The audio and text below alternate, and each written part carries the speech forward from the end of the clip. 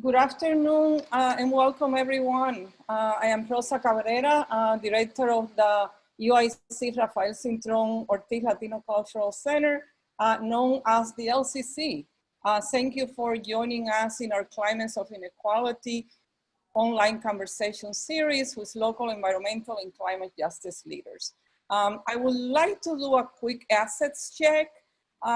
Is our audio okay? Please let us know with a thumbs up or reaction button. Can you hear us? Okay, great.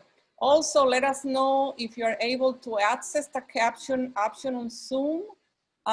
If you have any questions about accessibility during our program, please chat us and LCC staff will guide you through that process. We want to make sure that the presentation is accessible to all.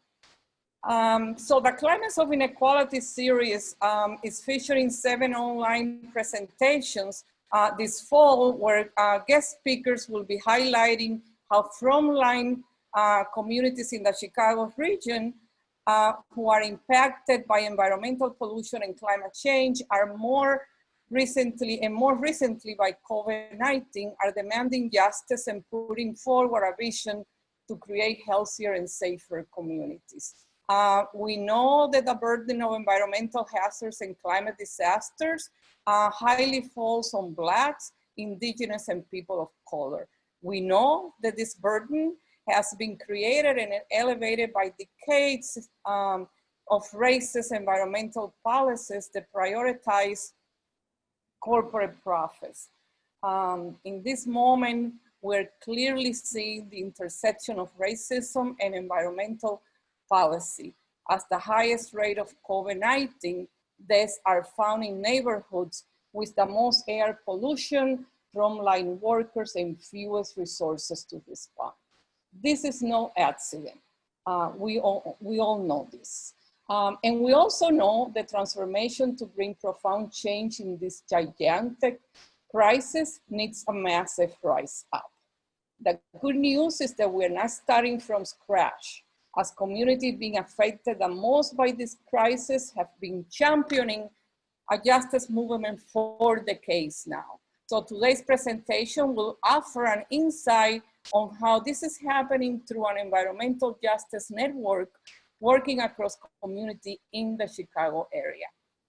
Before we start the presentation, I would like to thank the Humanities Action Lab, where Climates of Inequality Traveling Exhibition Project resides, and organizations Alianza Americas and Little Village Environmental Justice, organization known as El Vejo, for partnering with the LCC to create a local story that we're calling Resisting Cycles of Environmental Injustice in La Villita, which you can check out in the LCC website. I believe that the link to our website has been shared on the chat. So please take a look at that on your own time. It's a really interesting and important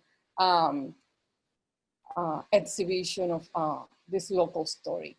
I would also like to thank our co-sponsors. We have a lot of co-sponsors, and this is really great news that a lot of people are very interested in this conversation that we're having.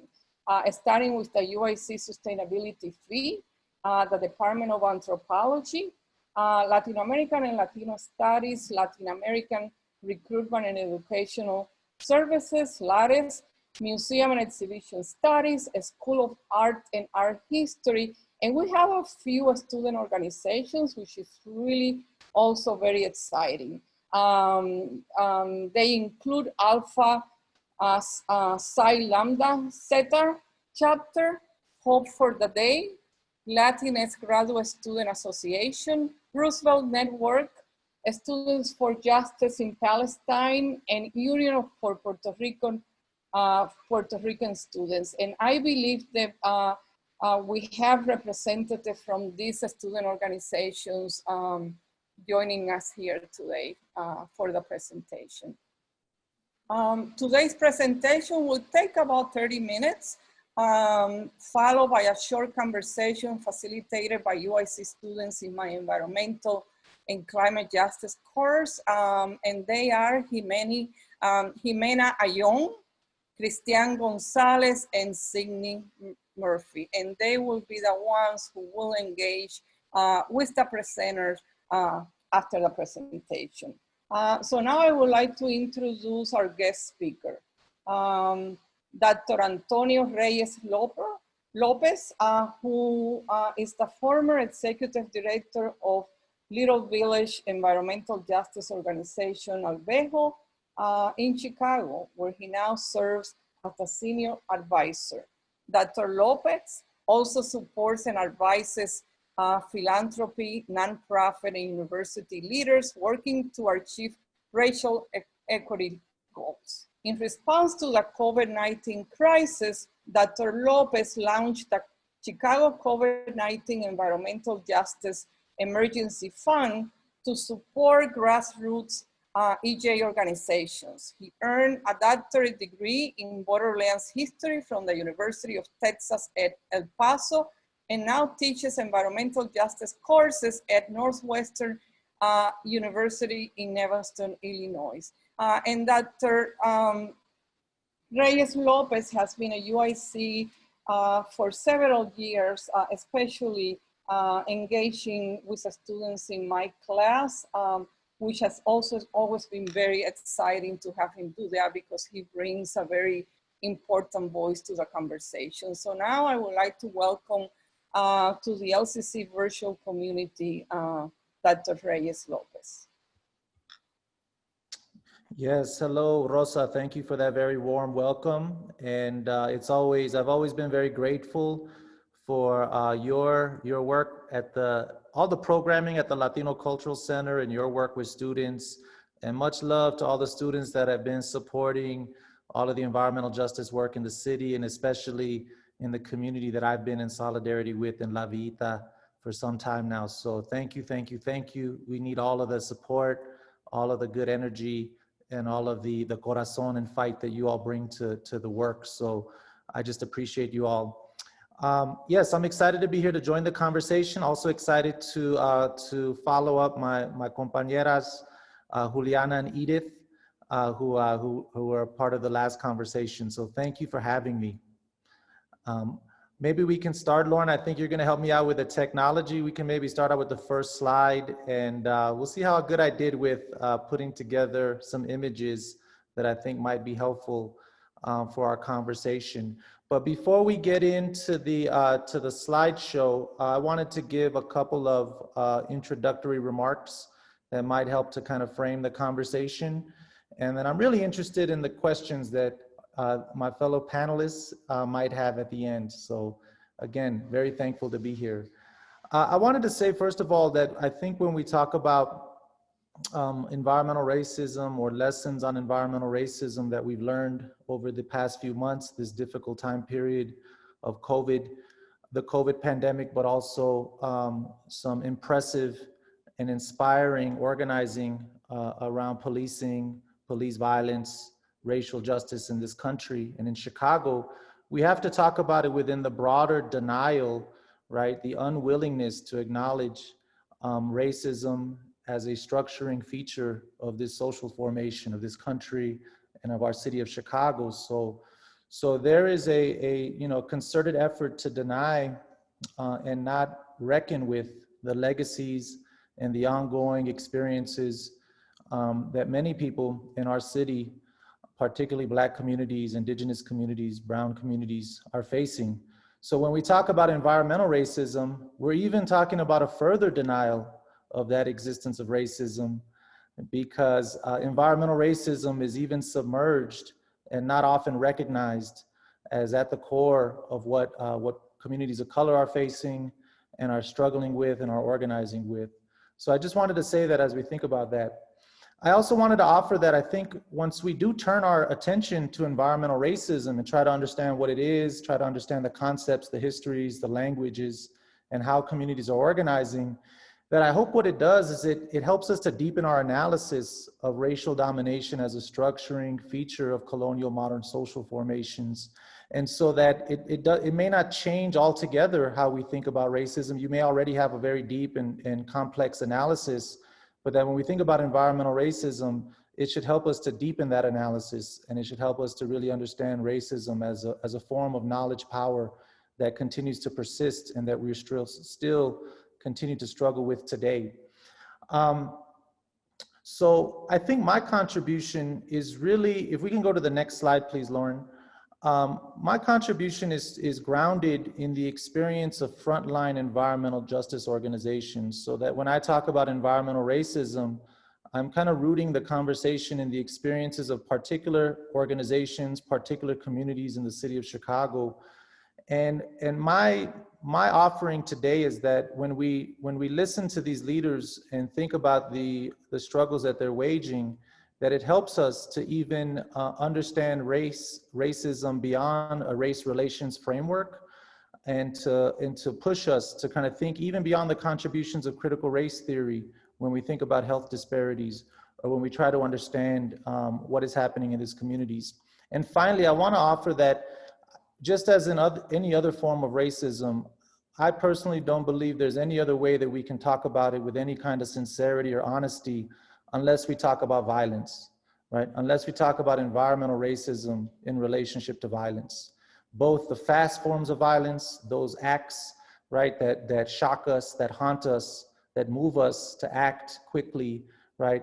Things like gunshots or implosions like at the Crawford plant, right, that we see on our social media feed and make us want to do something, but also the slow forms of violence that happen on an everyday basis, but kill us just the same and cause our communities so much harm.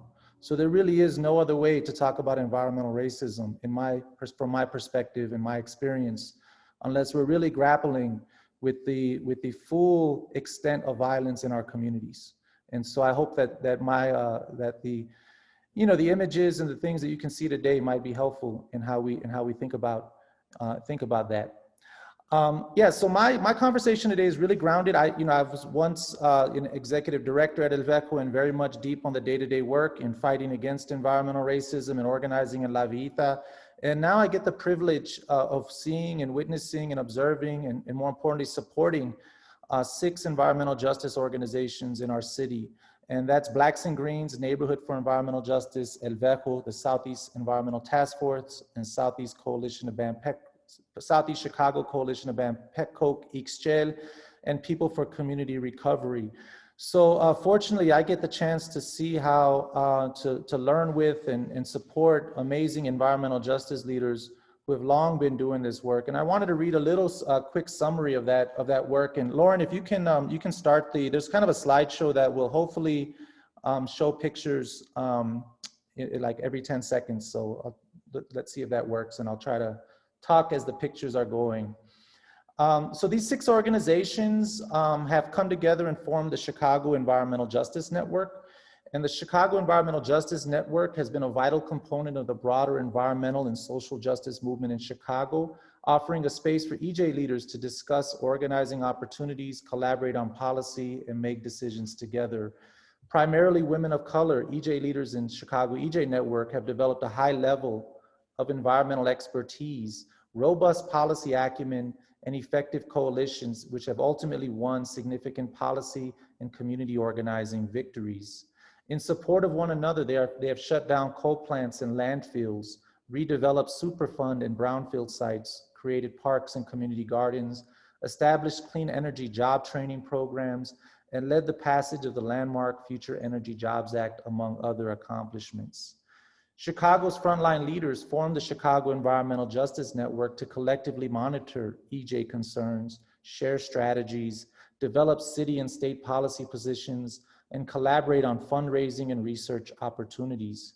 These women have won prestigious awards such as the Goldman Prize for North America, were present during the passage of the 1992 Federal Environmental Justice Bill, helped to craft the HEMES Principles for Democratic Organizing, and most recently served on the transition committees for both the Governor of Illinois and Mayor of Chicago. Collectively, they are master community organizers, thought leaders, and intellectuals, coalition and network builders, and staunch advocates of inclusive democratic processes and community engagement. So, so I think when I talk about environmental racism, it is very much from what I've been taught by EJ leaders who have been doing this work literally for decades, as Rosa mentioned. And for those who are perhaps starting to learn about this now, I actually think it's wonderful. I've never got a course in my undergraduate career to talk about environmental racism, climate justice. So I'm actually appreciative that there's this course at UIC and that you're getting to learn about this, because I was far further, I was much older before I started to learn about this myself. And so for us in the environmental justice community in Chicago, in the Chicago Environmental Justice Network, talking about environmental racism is not an intellectual exercise, right? It is something that is very personal to everyone, because oftentimes these are family experiences, community experiences, experiences of space. You know, people have children that have asthma, right? Or there's been work site issues, worker rights issues in their communities. They understand deeply what's taking place, right? Families that have cancer, right? I've had señoras in Little Village come up to me and say, you know, Antonio, I heard you work for El Vejo, and you know, I've never smoked or drank a drop of liquor a day in my life, but on my block we have a number of cancer cases, and I'm now dealing with cancer, right? And so for people that I think are organizing, for women that are the leaders in the Chicago Environmental Justice Network, it is from that grounded and everyday understanding of environmental racism, right, that I think we want to talk about, that we want to have a conversation. Also, it's not at all a surprise that it's women of color that are leading these organizations and that have been at the forefront of this work. There's a lot of really important, I think, just you know, scholarship and understanding that these such important roles that women of color play in our communities based on their spatial experiences of family, community, right, and power in their neighborhoods. I also just wanted to point you, as you're looking at the pictures, right, to see that these are, you know, these are families, these are familias, these are their children. There's folks that are serious, but also smiling, right? I wanted you to see that this is about protecting communities. When folks think about environmental racism, they're thinking about how do they protect their families and communities? How do we do work for future generations, right? And there is a certain level of just inspiring power and resistance that I think we have to acknowledge, right?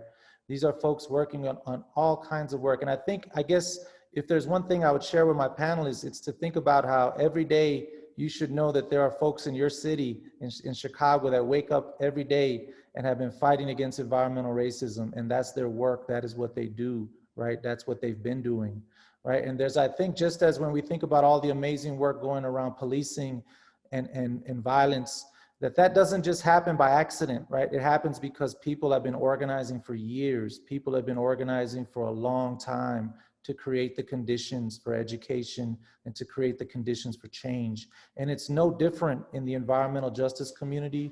It's no different when we talk about environmental racism, right? We have to give credit to the women of color in the organizations that have been doing this work for many, many years and many decades. And I just get the privilege to share a little bit about, to share what I've learned from them and what might be helpful to you as you're thinking about environmental racism. Okay.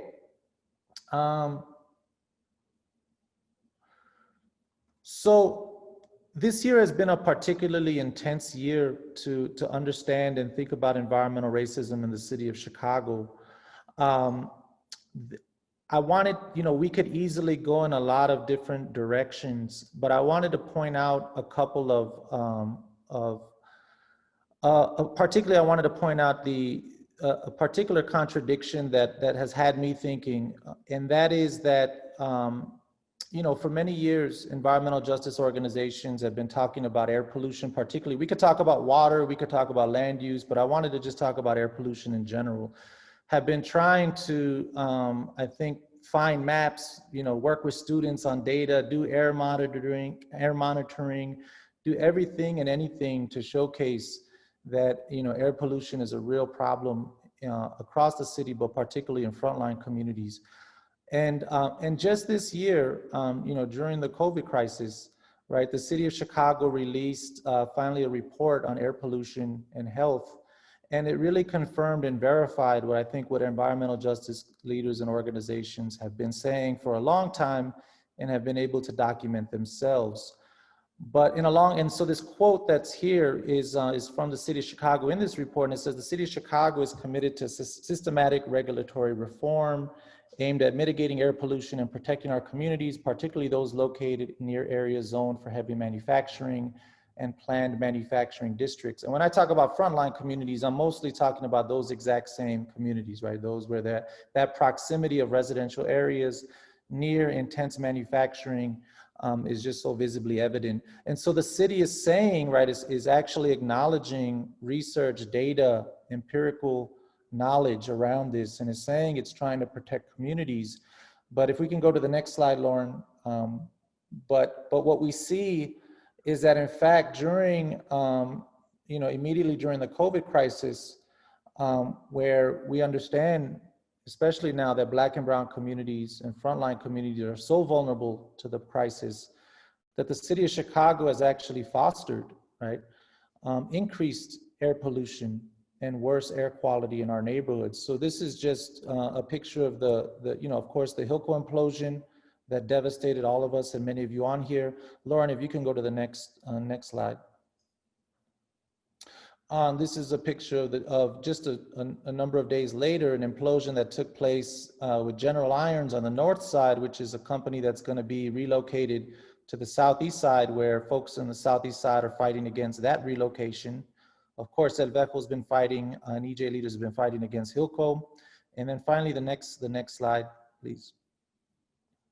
And then, of course, there's the campaign against Mad Asphalt, which Neighbors for Environmental Justice and a lot of allied folks in McKinley Park are struggling. So we have here, in terms of thinking about environmental racism, we have the city acknowledging the science, acknowledging research, producing reports, making statements, showing us that there is a very credible evidence of health disparities in particular communities in our cities, and yet at the same time fostering environmental violence in these communities, right? In the form of what I'm talking about now is in the form of air pollution. So what does that tell us, in terms of broader conversations about racism and racial domination, or what should that lead us to think about in terms of environmental racism, when now it's no longer about data, is no longer about needing a map, right? It's no longer about another report that we can look at, right, to describe what our communities are dealing with. How does that help us think about power, right? Corporate power. How does it push us to understand how even in the midst of a pandemic, right, that has taken so many lives, and in the midst of understanding how vulnerable our communities are as workers, right, in these neighborhoods for so long, right, that we continue to have to face things like implosions, right, and every day the contamination of the air that we breathe, that our children breathe, that our families breathe. So there's something very profound, and this year during COVID, I think there's been a big lesson for all of us around that very question of when EJ leaders ask hard questions: is the city protecting us? Does the city of Chicago and its related departments, the Department of Health, the Department of Planning and Development, right? People that are thinking about transportation or housing, are they really protecting us? Do they value our lives? Right? And when we see that even the evidence is being, is not producing the kinds of policies, is not producing the kinds of practices to protect our communities, I don't think it's surprising when environmental justice leaders in Chicago say no, that the city is prioritizing, that the city is catering to business interests above our health, our communities, and what we need. And so it's been a real lesson in that, when we thought that in any moment, right, if there was any moment for our city to step up and protect our communities, it would be during the COVID-19 pandemic crisis, that we would have leadership of our elected officials, right, leadership in the city's departments to say enough is enough. But in fact, it's been the opposite, and there's been an intensification of polluting industries moving forward at an accelerated pace, with their plans and their projects. And it's caused us, even though as EJ leaders, what I see is EJ leaders who are concerned about their own families, who are concerned about their own staff, who are concerned about their loved ones, having to shift focus and fight some of the hardest fights they've ever taken on during the COVID-19 crisis. So what does that tell us about environmental racism, right? What does it tell us about how entrenched this problem is in our city of Chicago, right? Right. So I just wanted to share that with you, because what I'm seeing is, I think for some folks, we thought, wow, you know, the pandemic has hit us. We need to rally around our communities. We need to figure out how to like feed people. We need to show up for our elderly folks. We need to show up in just all these ways for our neighborhood. We didn't think that we would need to be fighting against an implosion. We didn't think that General Irons, right, such a nasty and polluting industry, would be moving so rapidly under the Southeast side. And instead, it's forced EJ leaders, right, to have to come together in really powerful ways in order to raise our objections and to show our moral indignation at the city of Chicago. And I'm proud to say, as you saw in those pictures, people are doing it. They're waking up every day. They're meeting every week, right? They're having some of the most inspiring conversations that we've seen yet. So even though it's been a very tough year, it's also caused us to organize in new ways, to come together in new ways, to use our resources in new ways, to build better coalitions, to organize better. Because during this COVID-19 period, right, which is not over, we know that our work is not done. And in fact, it's only going to be more. So I wanted to share that with you. Finally, I think there's a question there. I think some folks, you know, in what I just mentioned, there's been some conversations around, well, this is what disaster capitalism looks like, right? This is what companies do. They take advantage of disasters, right? And look for opportunities and try to turn crisis into business opportunities, right? Into profit opportunities. And I think there's certainly a conversation there to think about as we look at what frontline communities are experiencing, right? In the ways that corporations in the city, right, are working hand in hand today. I also think that there's something that's even more evident, and perhaps in addition to thinking about disaster capitalism, is that at a certain point, what I hear from environmental justice leaders, right, is that we're just not being listened to, right? We're not being given any information, and we're not given any resources to work on the things that we believe in. So even in addition to what companies are doing, when we think about environmental racism, you know, it's pretty straightforward to see what polluting corporations are about and what their practices are about. The other side of that coin is that when communities are organizing, right, particularly people of color, low-income communities, when we have plans of our own, when we want to change our community to benefit long-standing residents, we don't get the support, we don't get the information, we don't get the resources to implement those community-led plans that we want. And when we look up, we see that oftentimes white and affluent organizations have a far easier time starting up projects, right? Starting up sustainability projects in their neighborhoods, and can get the funding that much easier, can get the support. But when people of color, right, who are striving, who understand exactly what's needed in their neighborhoods, try to also get off the ground these kinds of projects, right, it is very difficult, right? And it's almost impossible. So that's the other way that environmental racism operates. It's not only the citing of polluting industries, it's not only, right, the failures of city government to protect communities. That's all supremely important. It's also the failure to support community leaders, to support young people, right, in their dreams, in their aspirations, and in what they want to see in their neighborhoods, right? And that is equally an injustice from my perspective. Okay, let's see. So I'm just looking at my notes. Yeah, so I think the last thing that I'll say about the shared experiences and lessons during the COVID period is that I think it's been, you know, it's convenient to sometimes put our focus on the mayor and corporate leaders, and they should be held accountable, right?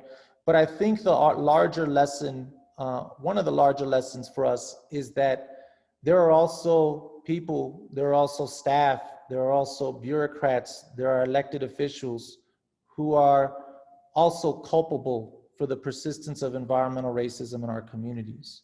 There are those who work at the Department of Public Health again, those who work at different city departments, right, who are oftentimes the folks that EJ leaders interface with when they're trying to get things done. There are people that work at regulatory agencies, right, staff that work at these places that are supposed to protect our communities, the Illinois EPA, the US EPA, right, the Department of Public Health, right, that are complicit, right, either in their silence or their inactivity or in the ways that they behave when they are called upon by community to do better, that have to be held accountable, right, for the persistence of environmental racism in our neighborhoods. And so I think that's been a big lesson for us in the environmental justice community in Chicago, right, is that in addition to dealing with corporate actors, elected officials, we have to also have a deeper conversation around the cultures of governance in our city, right, and the ways that several actors are responsible for what we're dealing with. And despite all of that, thank you, Lauren, thank you for nudging me forward. Despite all of those challenges, right, EJ leaders have come together across the city and have pulled together their resources and their ingenuity to hold corporate actors in the city accountable, as you see with the Hilco implosion, all of the organizing campaigns, Mad Asphalt, right? Holding state agencies accountable, regulatory agencies accountable for their permitting hearings and not listening to community. They're working on water issues and delivering water to families and communities that have had their water shut off, which is just abominable. They're feeding people through particularly, one of my favorite programs, the Farm Food and Familias program, right? Working with young people and chefs, distributing food, right? And of course, just doing all of those kinds of creative forms of organizing, right? In order to show the wider public and in order to share with us and educate us on who is really behind those awful disparities, those forms of fast and slow violence that we endure and see on a daily basis. And that we ask ourselves, why does this continue, right? So I wanted to share these pictures also to let you know, again, that people have not stopped during the COVID-19 crisis. People have not slowed down, and in fact, are coming together in some of the most inspiring ways. And just for my fellow panelists to know what, I guess in a way, what I'm saying is that Chicago is oftentimes overlooked as one of the most important centers of environmental justice work in our country. And I would offer even beyond that. Right? We have leaders like Hazel Johnson and Cheryl Johnson, Kim Wasserman. I mean, there's just an incredible Naomi Davis, right? These are folks that are at the forefront of environmental justice work across the country, and yet Chicago is overlooked, right? That community is overlooked when we talk about environmental racism, right? Right? What does that mean? Why is this work that's been going on in our city year after year, day to day, decade after decade, not recognized and acknowledged? Why is it in our city when folks talk about racial healing, right? When they talk about racial equity, they don't talk about environmental racism. They don't invite Naomi Davis or Cheryl Johnson or Kim Wasserman or Juliana Pino onto those panels. What is up, right, with this denial? What is up with this failure to recognize this work, right, as part of the broader racial justice movement work in our city? And some of that is up our own movement cultures, right? That we need to acknowledge that this work exists, that people are extremely good at it and have been organizing for a long time to protect our communities. And during the COVID-19 crisis, that has been no different. That has actually been so inspiring. So I call on you, to think about that. Why is this environmental racism conversation, right, not held up, right, and not included, right, when we talk about other forms of racism, whether that's in the criminal justice system, the education system, housing, right, all of these things? Why is it always last on the list? That's a question I think about a lot as I've done this work. because it's not for a lack of organizing, and it's not for a lack of all of the work that people have been doing. Okay, sorry, I get a little going. Maybe we could go to the next slide. I just want to do justice to the work that's being done.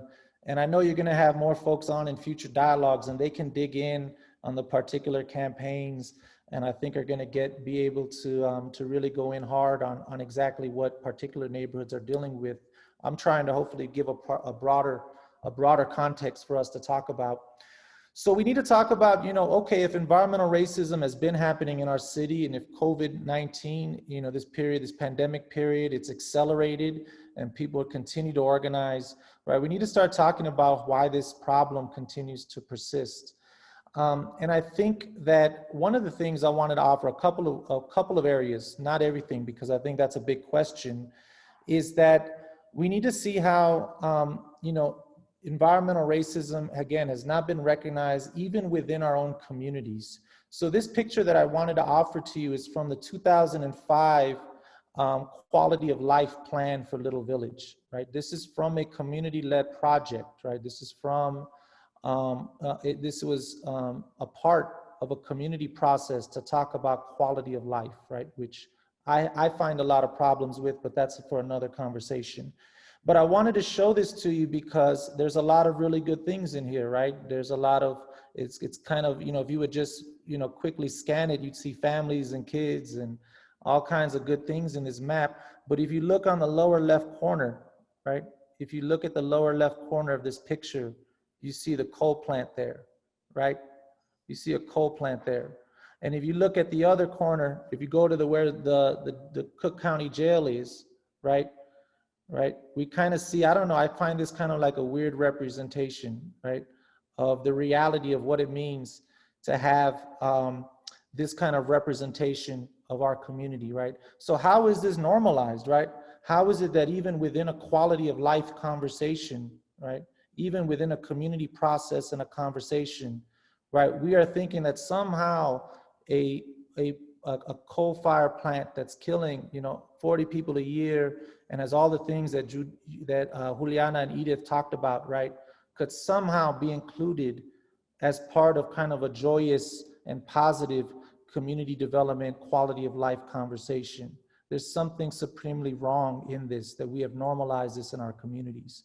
And I think one of the bigger, because of this, right, one of the biggest lessons that we've learned is that our communities are not united in fighting against companies like Hilco and Mad Asphalt, right? And fighting against General Irons. We have folks within our own communities, right, who have been complicit, right? Whether those are elected officials, whether those are other fellow nonprofit leaders, whether those are business leaders and chambers of commerce, right? Who have normalized environmental racism in our neighborhoods, right? And who have somehow reconciled, right, the evidence that the city itself shows about these disparities, right? Who have reconciled the violence in our neighborhoods, right? And I think this, and again, I can make an excuse and say, well, in 2005, people didn't know about this.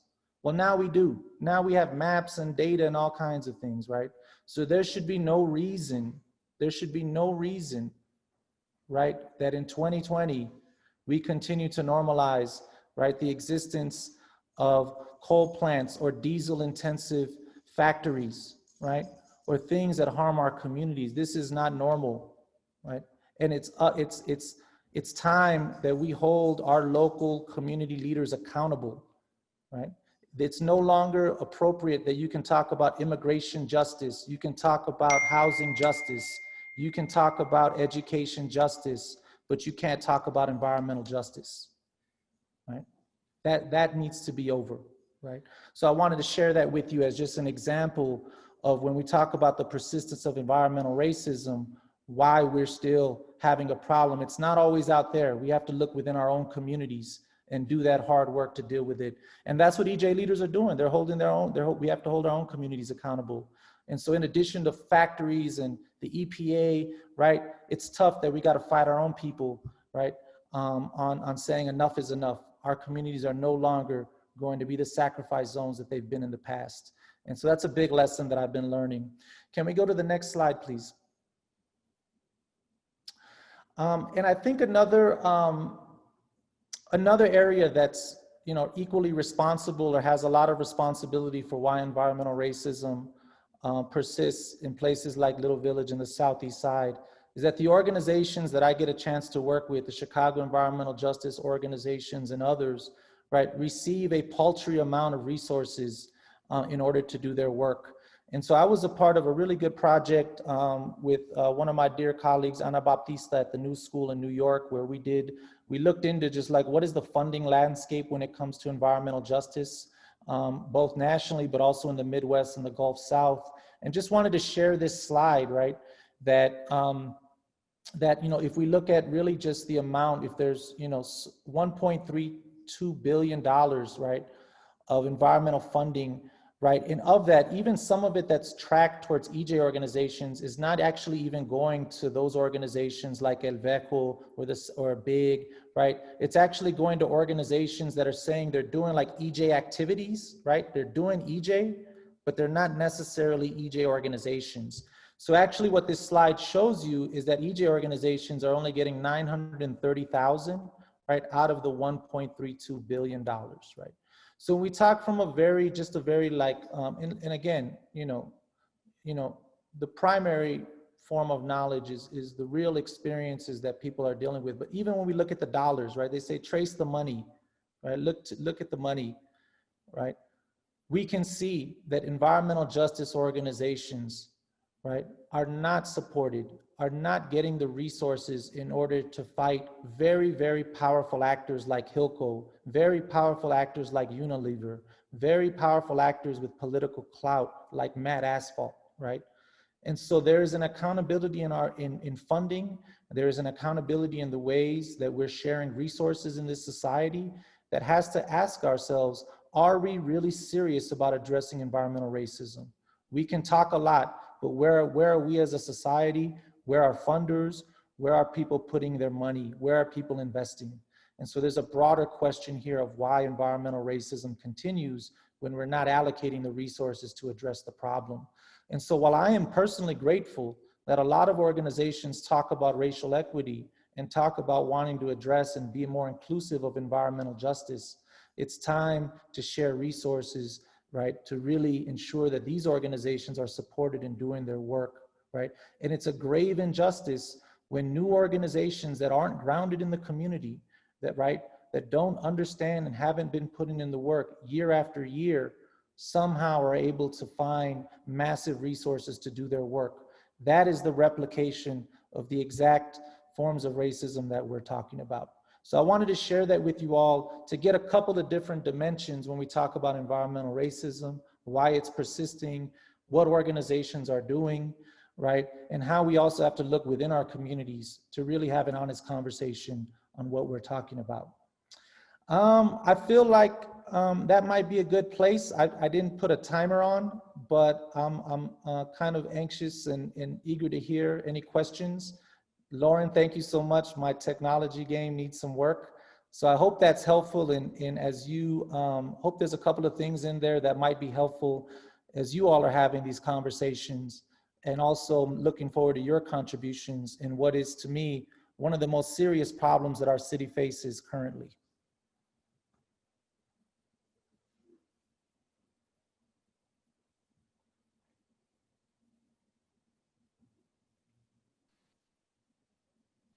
Thank you so much, Antonio. This has been an incredible presentation. And so we now want to open it up for the students to have a conversation with Antonio. So this is all yours. Go ahead.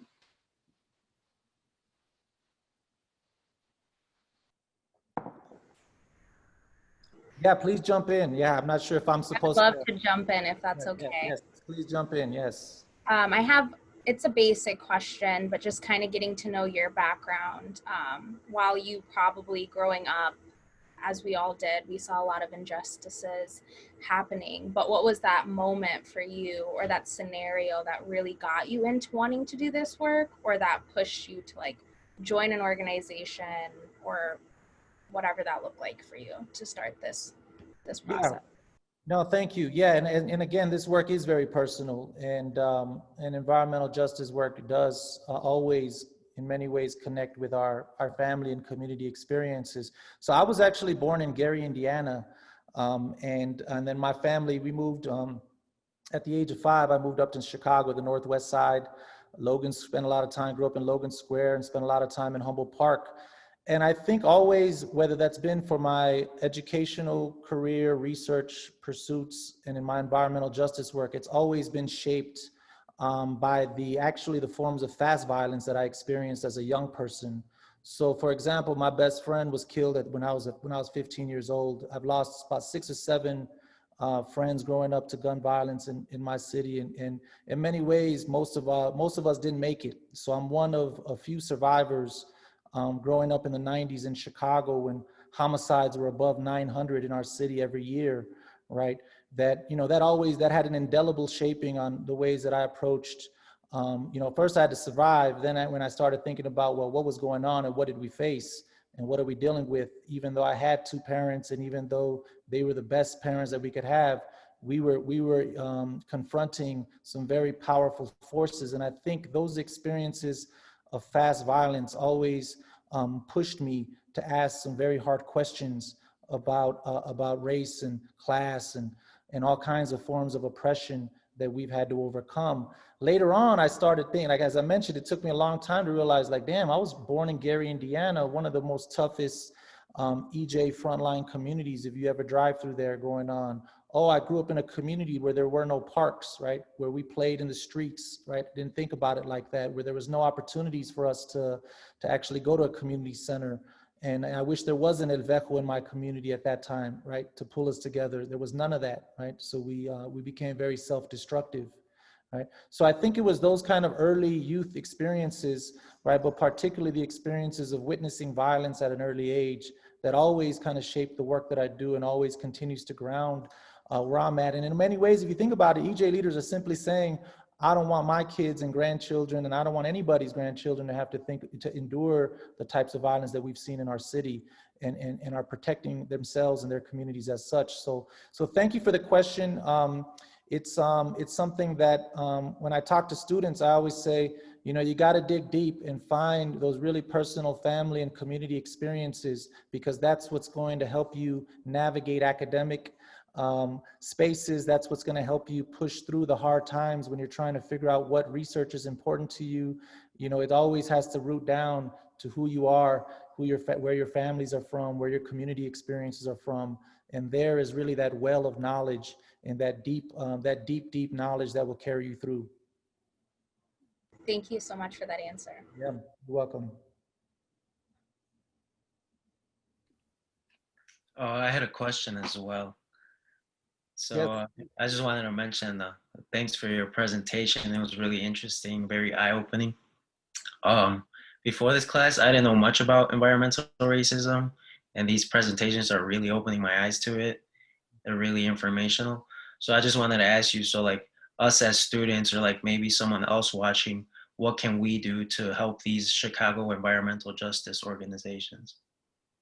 A lot, yeah, and I want to say a lot, first of all, short answer, then I want to go in on that. But first of all, I want to say too, like, again, I think it's, you're not unique. I mean, it took me a long time in life to learn about this. And that's why I'm so appreciative of this program, of Rosa's classes, of all the things going on at UIC, so that students like yourself can be introduced to the work that's happening in the city, and just understand these concepts. And just be better off as you move forward in life. So just know that you're not late. Believe me, you're getting this information at the right time, and it's never too late to learn about these things. But students can do a lot and are already doing a lot. I think when you talk to, I think Juliana and Edith were always saying, hey, young people, students are always and have always been at the core of a lot of the work of El Vejo.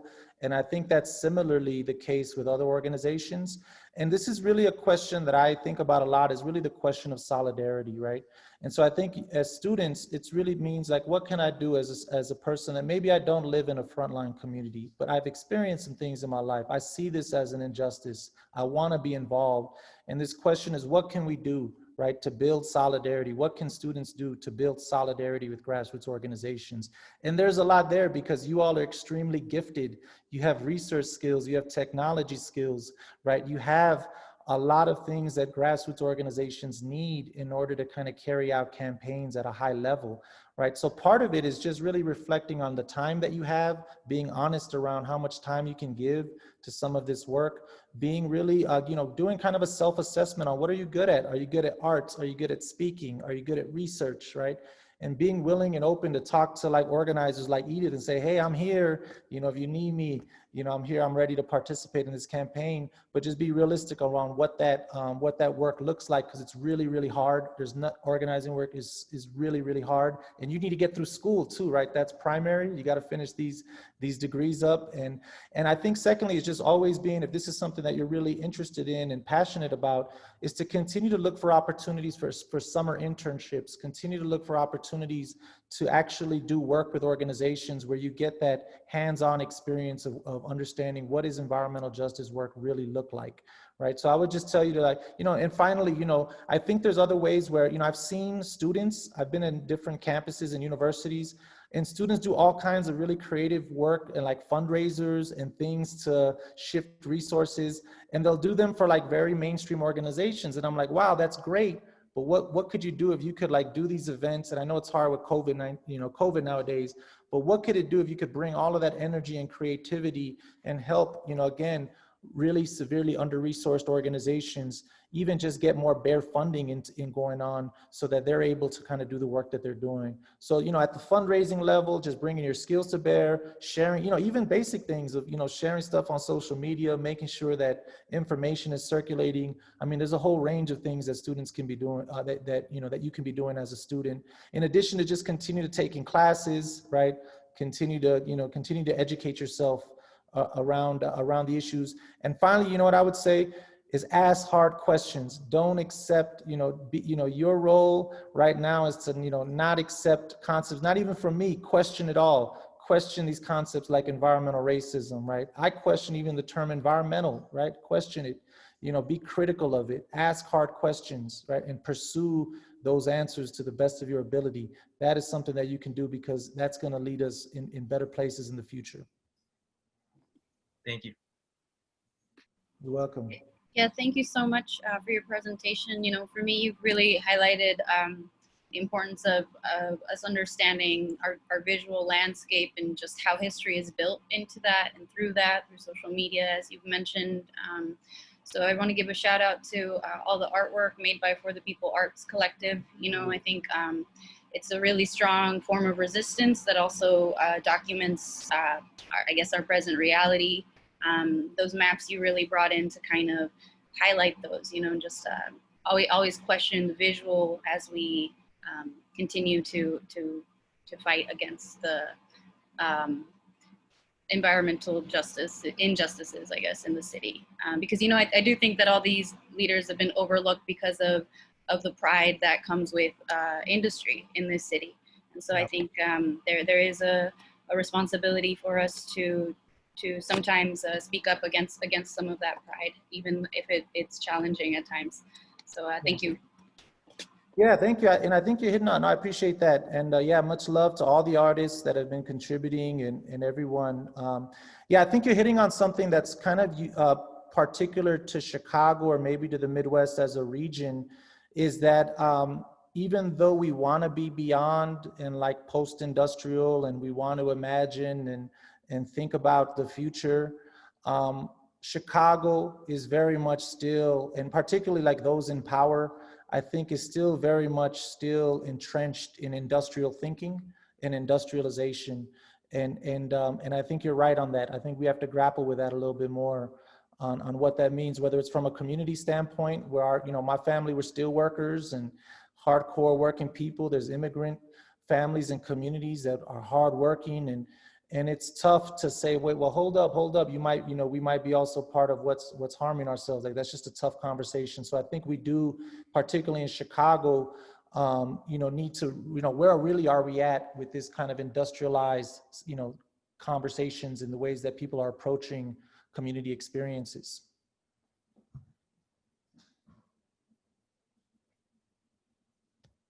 Anyone else? Thank you for the questions also. Do we have any more questions from the students? No? Okay. I have a question, Antonio. Which I mean, you talked a lot about what the students themselves can do. And I'm wondering if you can talk a little bit about how do you see the intersection of environmental justice work and higher education institutions and possibilities to build stronger alliances. You know, as you stated in your presentation, that there is plenty of data and reports available. Yeah. Yes, that's a very important question. And you know, I someone that kind of crosses borders and goes inside the university and kind of runs away and then comes back and runs away. I've had a chance to kind of think about this relationship and what does it mean to actually ethically bridge university communities and grassroots communities, right? And one thing I'll say is that I think universities are finally starting to hear and understand that they are very late in terms of resourcing and bringing in faculty to talk about things that young people and students want to talk about, which is climate justice, environmental justice, economic justice, right? And the intersections of all of that, right? And so, you know, I've been invited, for example, to teach at Northwestern University, but I don't think my colleagues maybe understood what that really meant. I think they just knew that they needed to have some kind of like climate justice conversation, right? Or some kind of offering to students. So I think there's still a push there where students and allied faculty, right? There's some organizing work there with higher education administrators to say, you know, it's the same struggle with ethnic studies though, right? Like these classes, these programming should be well resourced at our universities, right? Particularly students of color, when you come to the university, you should have, you should be supported, whether that's through internships, right? Paid internships, or whether that's through a robust offering of classes and educational experiences on campus to talk about the issues that matter to you. And so I think that, you know, climate justice, environmental justice, there's still a lot of work for university spaces to be a part of the solution and to make sure that there are faculty, like, you know, in Chicago, there's states across the country, they have environmental justice, you know, faculty, they have, these are resourced, endowed chairs, right? There are, you know, there's just a more serious investment in the education of our students so that they can go on and become impactful professionals, you know, with the education that they need in order to build that kind of really great solidarity with grassroots communities. So this is not reinventing anything. This is something that's happening in other places that we should be demanding in the city of Chicago. The second thing that I would say, Rosa, is I think that, and this is something that I think you're modeling with the, you know, the resisting cycles of environmental justice in Little Village, is that I think there's a lot of opportunities to co-collaborate on research projects that are aligned with these grassroots campaigns that exist, right? There's a lot of ways that we can be, you know, with a lot of foresight, patience, and the resources, as I mentioned, this work takes resources, right? That we could be developing and designing research projects that truly, truly benefit communities, truly benefit grassroots organizations and what they're doing, and that ensure that students can see how research can have a practical application when it comes to social justice and social change. And so I think there's a lot of models of that. I think this has to always connect with kind of the decolonial research methodologies conversation. We have to do a lot of work of relearning and unlearning the ways that we oftentimes think about community expertise, things like that. I think that always has to be a part of the case. And finally, just to give you a more tangible answer, I think that community leaders, right, the ones that you saw pictures of, they should be on your dissertation committees. They should be on your advisory committees. They should be considered at the same level as PhDs, right? Because that is the truth. The expertise on environmental justice is not always at the universities. It is in Statesville Penitentiary, it is in Cook County Jail, and it is in grassroots EJ organizations. They are masters and experts on environmental justice and environmental racism. That is who students should be working with, right? Thinking with, right? Collaborating with. You know, that's, I hope that one day that we can get there. We're ways off. We have to push for it. And look, in Chicago, nothing happens without a fight, right? So we gotta fight for it.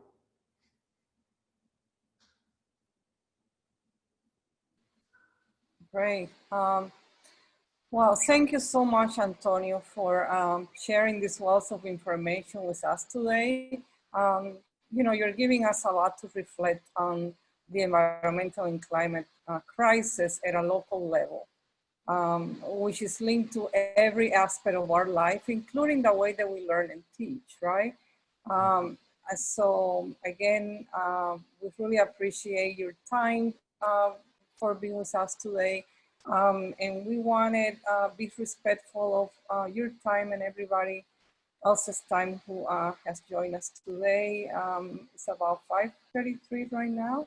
So I think that we have come to the end of the presentation, and hopefully, you know, we are going to be able to keep this conversation and continue to link all these different issues around environmental and climate justice throughout this semester. So I encourage everyone who's here with us today to continue to join us for Climates of Inequality. So thank you again. And thank you, everybody. Thank you. Nice to meet you. If you need anything, please reach out anytime. And one more thing, we will be putting the video for Antonio's presentation in the LCC website. It will probably take us a few days to do that. Okay, thank you. Bye.